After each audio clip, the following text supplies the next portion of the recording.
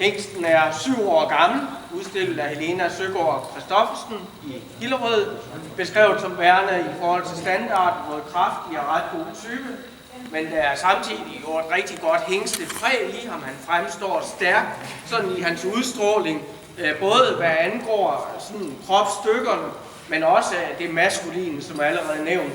Der er passende dybt og bredt, et kønt hoved og velrejst, lidt kraftig, men ganske velformet hals, middellangt, lidt stejl skulder, velmarkeret manke, lidt vigende, men muskuløs overlinje, og et muskuløst velformet kryds, passende førerlemmer, velstillet for, noget rette udvendige hovvægge bag, og det betyder altså, at han træder lidt på den udvendige side af hoven på bagbenene, når man ser ham bagfra.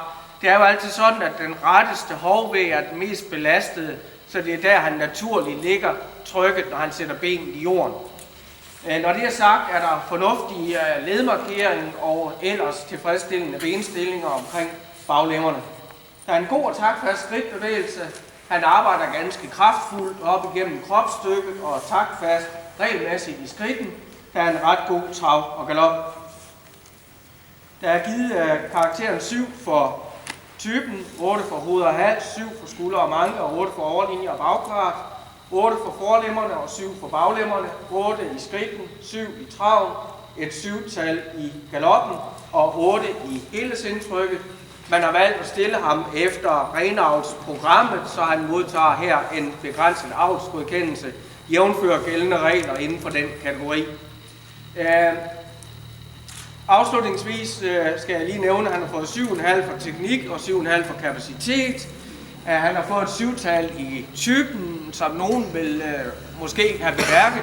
Men det er jo så med baggrund i, at han er lidt til den kraftige side. Stærk i udstrålingen, men i forhold til avlsstandarden, som den er beskrevet, til den kraftige side. Jeg synes på mange måder, jeg tror godt, man kan sige det på den måde, at man bliver jo lidt imponeret af ham med den udstråling, han har. Han er stærk i hans udstråling på både den ene og den anden måde.